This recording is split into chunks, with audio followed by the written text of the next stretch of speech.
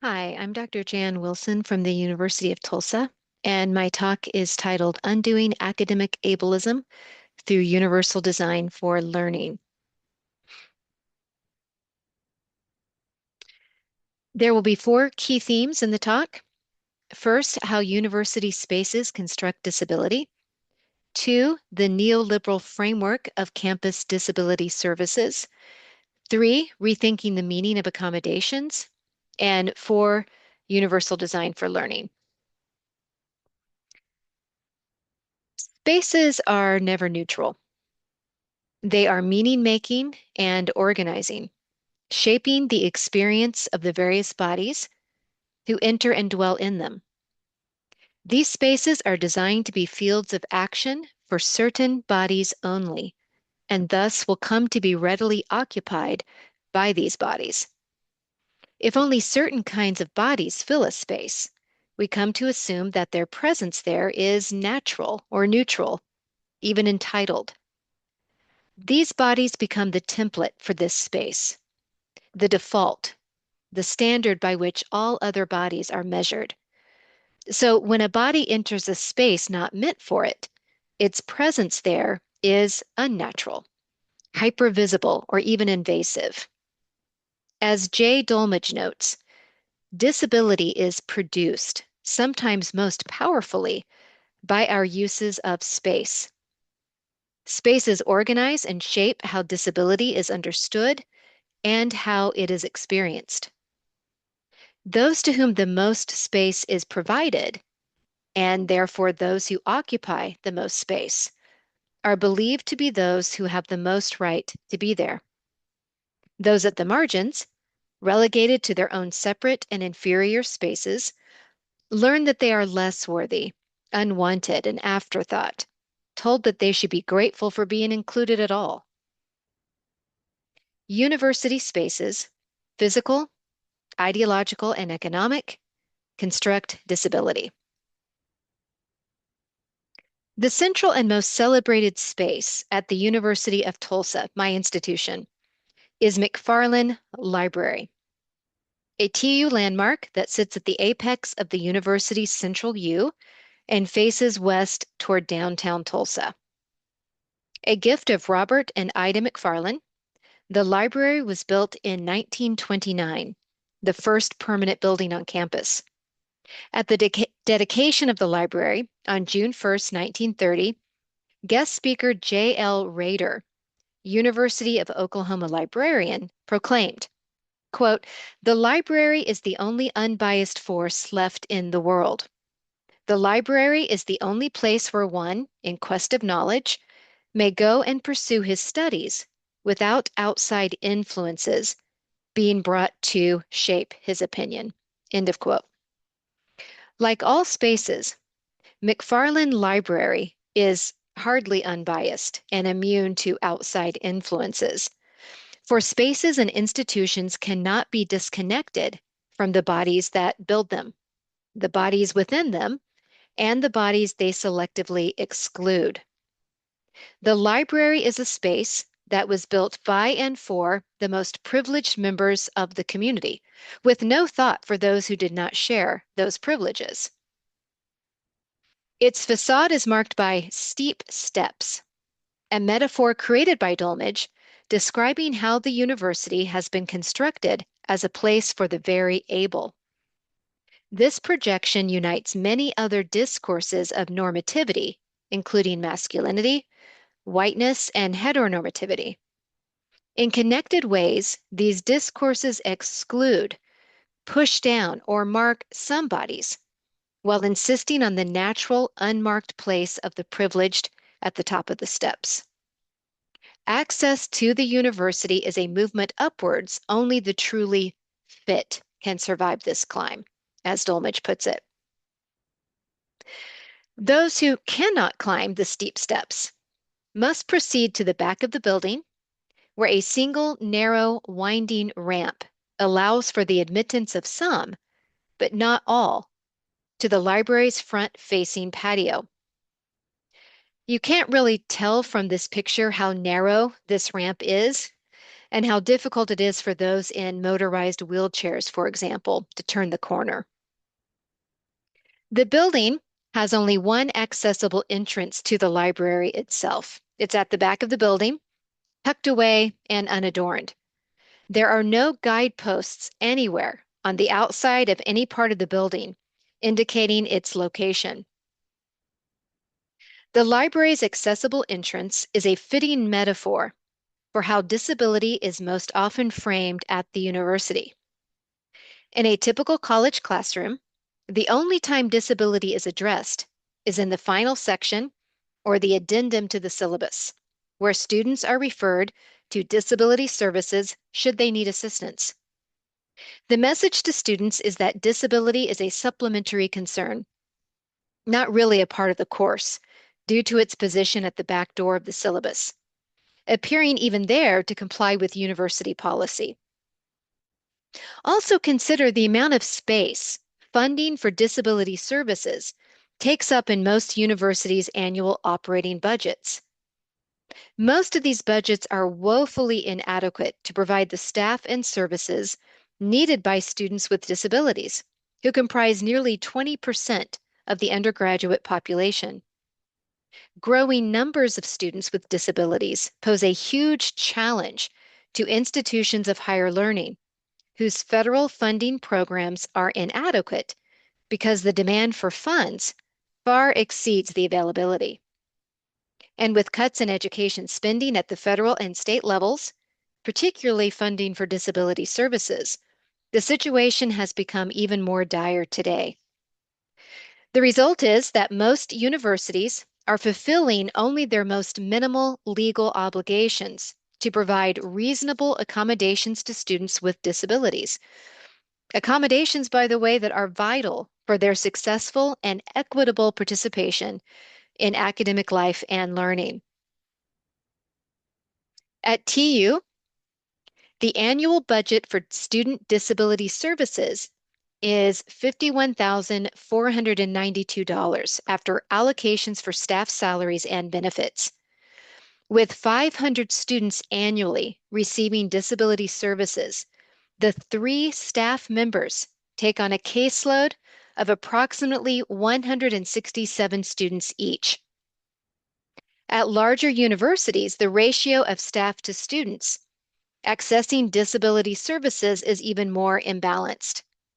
And you can see here on the slide the disparity between the Students for Disability Services annual operating expenses allocation and the average VP annual salary. At 7 of University of California's campuses, for example, the student-staff ratio ranges from 600 to 1 to 400 to 1. So it's even greater than that at TU, which is already very wide. As schools struggle to recruit and pay for disability specialists responsible for reviewing and approving individuals' housing and academic accommodations, disabled students face long wait times for approval of their application for services, and thus huge delays in their ability to receive them. Again, at TU, the annual budget for student disability services is $318,385. Meanwhile, the combined annual salary of the head football coach and head men's basketball coach is over $3 million. So we tend to financially reward that which we believe to be the most valuable. If so little money is allocated for disability services, what does this tell us about the value assigned to disabled lives? This is the very definition of academic ableism.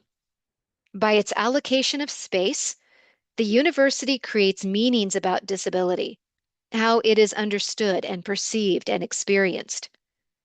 Never neutral, university spaces communicate the unspoken assumption that some bodies and minds matter and some do not.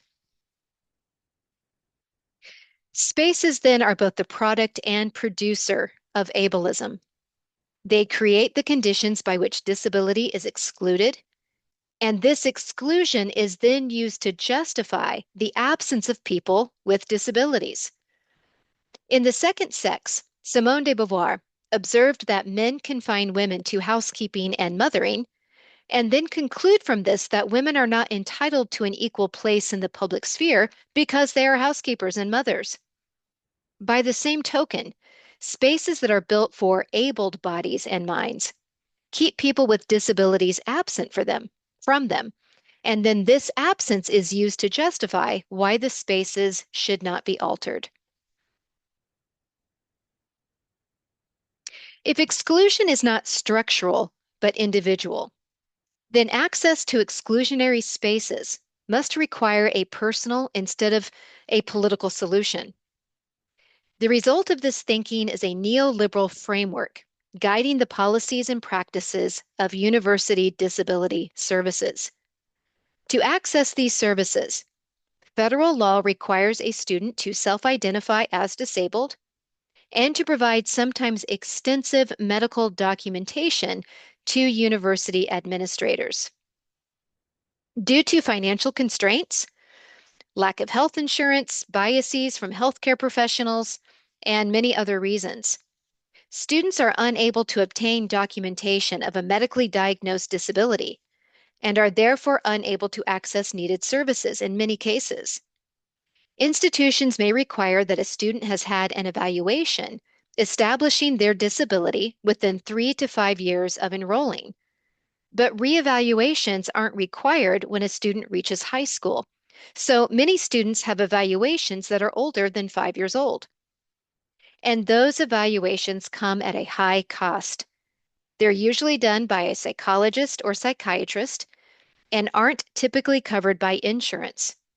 And the price tag for them can be as high as $7,000, which students and their families then have to pay for. Many accommodations based on doctor recommendations are often not evidence-based, nor are they responsive to the individual contexts of students with disabilities. Furthermore, a strict reliance on the medical industrial complex to certify disability threatens those who are already at risk of violence and discrimination within this complex, including, for example, trans and gender nonconforming people, people of color, and substance users. If they manage to obtain the necessary medical documentation, students must then submit this documentation to the Student Access Office, whose staff will determine the accommodations that the student needs. A stock set of accommodations offering a very narrow range of possibilities to students, the most common one being extended time to take exams, with very little engineering for difference. Other barriers to access include a lack of faculty knowledge regarding federal regulations, ambivalent attitudes about supporting students with disabilities, as well as a perceived ethical implication of accommodations. Some faculty cite ethical concerns where there is a perceived dilemma between providing the same experience for students while also equalizing opportunities or leveling the playing field for students who may need accommodations. This misperception of accommodations as special treatment rather than equal access is a common educational barrier for students with disabilities. Even students who do have a medical diagnosis do not apply for or receive accommodations for a variety of reasons. Access is a deeply rhetorical act for which disabled people carry the heavy burden. Building on previous scholarship in critical race and feminist studies, Anika Conrad uses the term access fatigue to describe the work disabled people must constantly do to educate others about their disabilities and needs, to prove their worthiness to receive these accommodations, to repeatedly negotiate and justify their access needs from vulnerable and less powerful positions within institutional spaces and relationships, and to balance the emotional and mental costs of asking for access with the benefits of actually getting it. Many students, for example, have told me that the process to apply for accommodations is tedious and difficult, lengthy. It requires jumping through too many hoops for the limited accommodations they would get in return, if they even get those. So we need to rethink the meaning of campus disability services. We need to rethink the understanding of accommodations themselves. Because the spaces are built for them, non-disabled bodies and minds move easily within them. So easily, in fact, that many accommodations used by non-disabled people in these spaces are invisible. But when disabled bodies and minds enter these spaces, the accommodations they use to navigate them are hypervisible. Tobin Siebers argues that the built environment is full of tools and interventions that allow people considered able-bodied to survive and flourish or to function more easily. These tools are nevertheless viewed as natural extensions of the body, and no one questions their use. Yet, tools and interventions designed to make disabled people's lives easier are often viewed as expensive additions, burdensome or unnecessary accommodations, or an intrusion on the rights and experiences of non-disabled people. Both steps and ramps are a form of accommodation after all, but only steps go unmarked as access. Indeed, as Alison Kafer has written, it's only when atypical bodies are taken into account that the question of access becomes a problem. Kafer has written about how non-disabled hikers protested efforts in 2001 to make hiking at Galehead in the White Mountains more accessible. It was not just that the disabled hikers' presence on the trail garnered criticism, but the very idea that a backcountry cabin would be retrofitted with a wheelchair ramp and accessible bathroom. Challenging the need for the ramp, one hiker argued that if people in wheelchairs could drag themselves up the trail, surely they were capable of crawling up the steps to the cabin. But steps are also an accommodation, just ones made for a different kind of body. Rather than focus on ramps being out of place, Kafer notes, one could just as easily focus on stairs, demanding of non-disabled hikers, why bother putting steps on the hut at all? Why not drag yourself in through a window?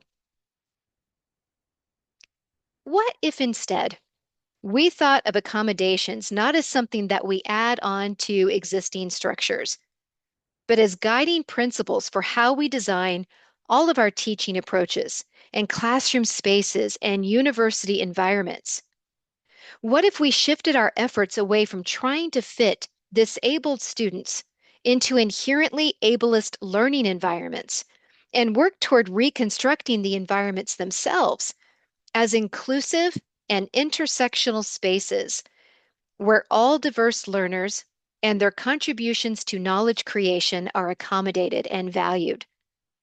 What if instead of assuming that accommodations for learning differences undermine equity and fairness, we recognize that equity and fairness are impossible without such accommodations? How would all of these things contribute to an education system that is more equitable, kinder, and just? Universal design for learning. Disability happens when environments, policies, and attitudes fail to accommodate and include the vast array of human particularities. So, disability is not an individual problem requiring individual adjustment, but a human variation that needs to be accommodated through changes to the social, ideological, and economic structures. And we can no longer keep adding retrofits onto flawed systems and structures.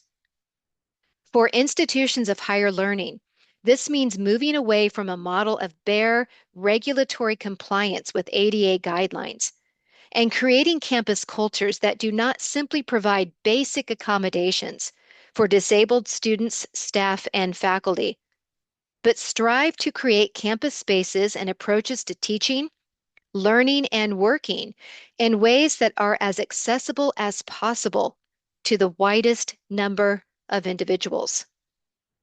We can do so through universal design for learning, a teaching and learning approach that moves beyond an emphasis on accommodations for physical and learning differences to a consideration of all constructed barriers to learning.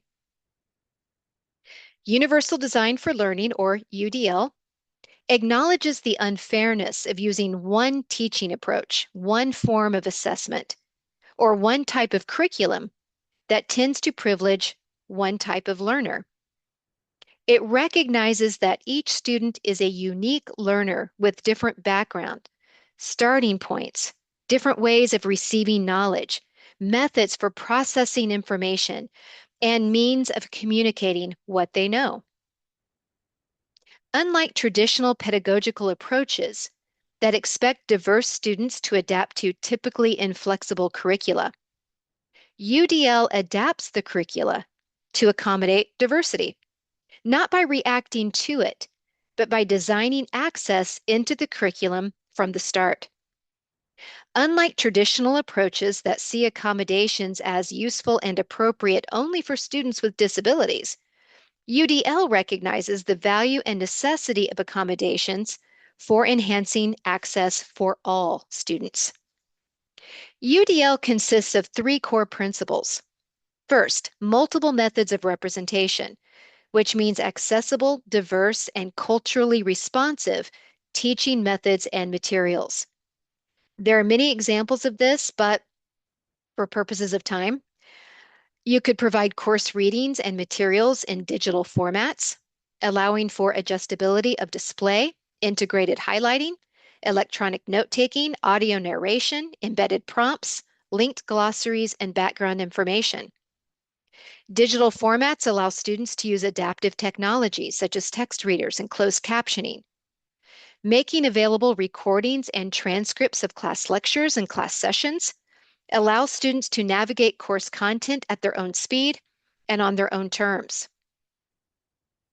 The second principle, multiple means of expression. This requires flexibility and a range of options for students to demonstrate what they know. For example, giving students options for class participation, including verbal or written participation, chat rooms or lecture notes handed in after class, assessments and projects where students can create PowerPoints or artwork, graphic novels, crafts, documentaries, screenplays, exams that are taken outside of class, never in class, and flexibility in due dates and grading, such as labor-based grading, which I've recently experimented with to much success. And third, multiple means of engagement, which means variable and active methods for motivating students to learn. Active learning refers to a broad range of teaching strategies, which engage students as active participants in their learning during each class period. These teaching approaches include, again, many things like problem solving, in-class surveys, group or paired discussions, games, class blogs, role playing, and team-based activities and projects. It's important to note that disability should not just be reflected in the design of our teaching practices. It must change how and what we learn. Scholars Mitchell, Snyder, and Ware have coined the term curricular cripistemologies to describe the importance of making the lived experiences of disability an active part of and source of knowledge within the classroom. Learning is greatly enhanced, they point out, when students with disabilities are at the table, actively drawing from the authority of their personal experiences to offer insights on course themes and social institutions from new angles and perspectives. Quote, the non-normatively embodied classroom that emerges within curricular cripistemologies becomes a place in which diversity operates as a nuancing agent of knowledge that leaves no body behind. End of quote. Far too often, conditions for a minority group improve only once the effort can be justified as helping the majority as well. We saw many examples of this during the COVID-19 pandemic. Flexibility and choice in learning were things that disabled students had been requesting for years, requests that nearly always were rejected as unreasonable or too expensive or cumbersome, that they violated professors' academic freedom, or that they undermined the quality and equitability of a university education. But these unreasonable accommodations were suddenly implemented quickly, universally, and with pretty wide social acceptance during the pandemic when non-disabled students needed them. It was amazing how quickly professors dropped outdated and ableist practices, such as strict attendance policies and timed exams, inflexible deadlines, how they taught in virtual spaces and made available to students recorded class sessions, and how they took into consideration the way in which students' health, well-being, and personal circumstances affected how they learned and approached course materials and assignments. Now, not to romanticize this, the shift was difficult, it was imperfect, it was physically and mentally draining, and profoundly time-consuming. For students, the benefits of online learning were unevenly experienced, particularly for students with limited internet access or unstable home environments. But as horrible as the pandemic was, it allowed us to briefly imagine possible futures, a place where life could be lived differently. Unfortunately, it did not bring about a great reimagining of higher learning. Most universities understood the innovations in teaching and learning during the pandemic as temporary accommodations, retrofits to existing systems and practices that could be dismantled once the emergency was over. When it was decided that non-disabled students no longer needed these accommodations, they were quickly abandoned along the path toward the return to normalcy. But we should not give up. As Dolmich notes, universal design is not just a noun, but a verb, to design. Universal design is action. It's a way to plan, to foresee, to imagine the future differently by including everyone in the discussions and processes that create space. As Corinne Lajoie argues, what matters most is not the inclusion of disabled people in ableist spaces. What matters is that we imagine modes of sharing space and including everyone in the discussions and processes that create space. Only then can we work toward creating social justice. Thank you.